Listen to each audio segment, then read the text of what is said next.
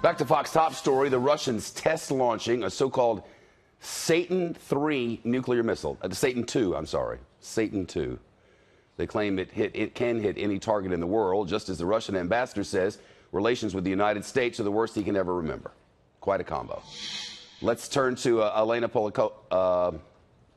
Sorry, Elena, a fellow in foreign policy at Brookings Institution. Is this chatter? Is it something more? Is there a way to know? Well, I don't agree with the Russian ambassador on too many things, but I agree with him that we are in a downward spiral when it comes to U.S.-Russia relations. And given all the expulsions that we saw happening just this week, I don't see a clear end in sight.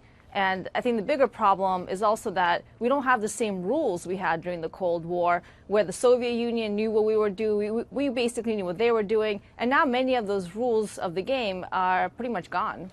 How do you ratchet the tension down? There's a few things that the U.S. and our allies in Europe can do. Russia is deeply dependent on the global economy. Europe remains Russia's largest trade partner. Now, what that means is that there's a lot more leverage that we have over Russia than Russia has over us.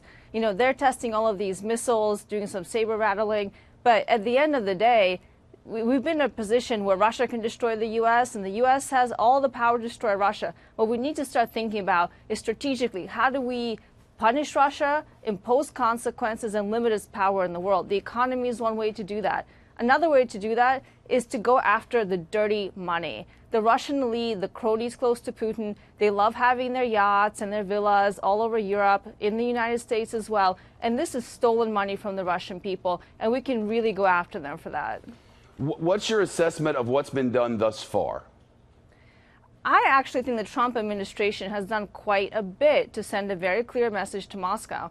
The expulsions that we just saw were the most significant that we've seen since 1986, when the Reagan administration expelled 55 Soviet diplomats at the time. And this time the U.S. expelled 60. So this was a very strong signal. It was coordinated with Europe. And I think the Kremlin got the message. And another thing the Trump administration has done well is they have imposed new sanctions on Russia. And this will continue to be ratcheted up. I have no doubt about that. Is the tone right from the president? Should the president be speaking up more, or is this a correct tactic in your estimation? Well, what we've seen is this dual track emerge in the United States, where we have the administration, ratcheting up sanctions, imposing new punishments on Russia.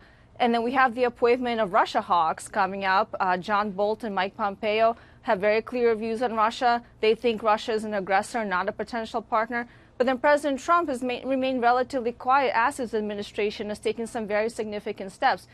Personally, I would like to see the president speak out very clearly about what the Russians have done and the consequences that the U.S. will impose. Thank you. Appreciate it very much. Thank Elena you, Shep. Polyakova live with us.